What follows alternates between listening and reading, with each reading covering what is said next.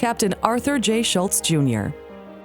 A native of the Detroit area, Arthur Schultz Jr. received his flight training at Groseal Naval Air Station. In May 1942, during the Battle of the Coral Sea, he piloted a dive bomber from the USS Lexington and dropped a 500-pound bomb on the Japanese carrier Shoho, contributing to its sinking.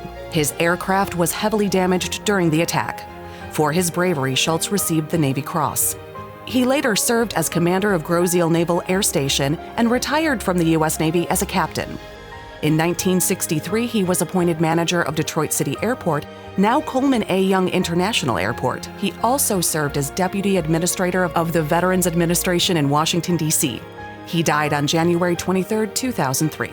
For his distinguished military service and leadership in Michigan aviation, Captain Arthur Schultz Jr. is inducted into the Michigan Aviation Hall of Fame.